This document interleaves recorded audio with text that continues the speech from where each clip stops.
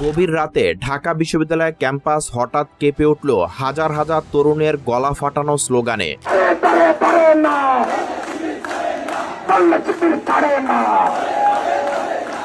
ধরে ধরে ধরে না, ধরলে শিবির ছাড়ে না, এই আওয়াজে কেঁপে উঠল পুরো এলাকা।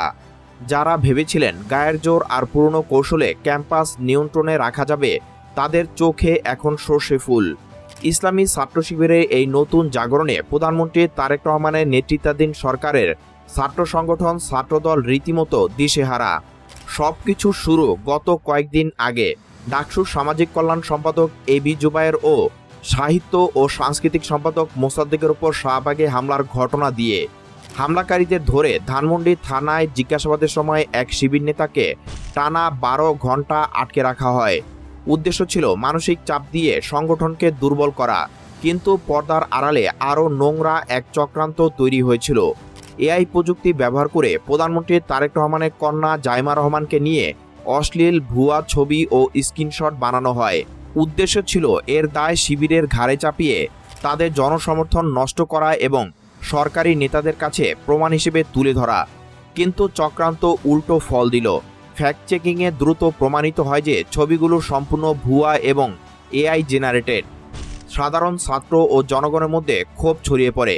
যারা শিবিরকে আড়ালে থাকা সংগঠন বলে কোণঠাসা করতে চেয়েছিলেন, তাদের হিসেব একেবারে গুলিয়ে যায়। গত 15 বছরের ভয়ের রাজত্বের স্মৃতি মনে করিয়ে দিয়ে শিবিরের কর্মীরা এবার প্রকাশ্যে রাস্তায় নেমে এসেছেন। রাতের অন্ধকারে তাদের মিছিল ও স্লোগান দেখে অনেকে বলছেন ক্যাম্পাসের হিসাব পুরোপুরি পাল্টে গেছে। এই পরিস্থিতিতে সবচেয়ে বড় চমক এসেছে ডাকসুর ভাইস প্রেসিডেন্ট সাদিক কায়েমের কাছ থেকে, যিনি শান্ত ও ভদ্র স্বভাবের জন্য পরিচিত। তিনি এবার কড়া ভাষায় গায়ের জোরের রাজনীতির বিরুদ্ধে সোচ্চার হয়েছেন।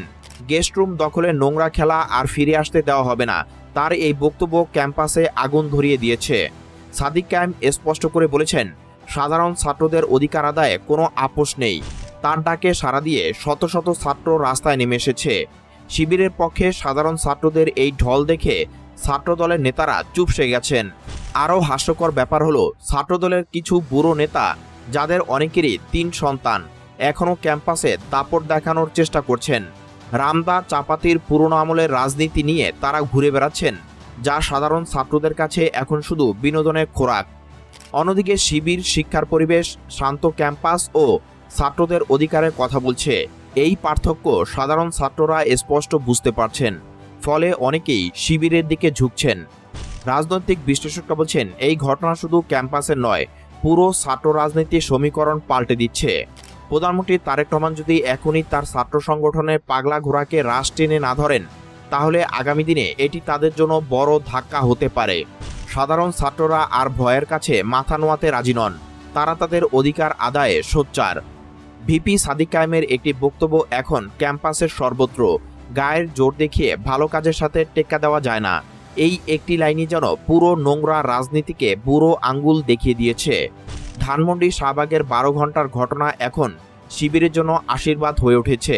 চক্রান্তকারীরা নিজেরাই গর্তে পড়েছেন। ক্যাম্পাসের এই নতুন জাগরণ দেখে অনেকে প্রশ্ন তুলছেন, শিবির কি সত্যি পুরো ক্যাম্পাসের নিয়ন্ত্রণ নিজেদের হাতে নেবে? উত্তর সময় দিবে। তবে একটি বিষয় স্পষ্ট, সাধারণ ছাত্রদের মন জয় করতে না পারলে কোনো ক্ষমতাই বেশি দিন টেকে না। আর সেই সত্যটাই এখন প্রধানমন্ত্রী তারেক রহমানের দল হাড়ে হাড়ে টের পাচ্ছে।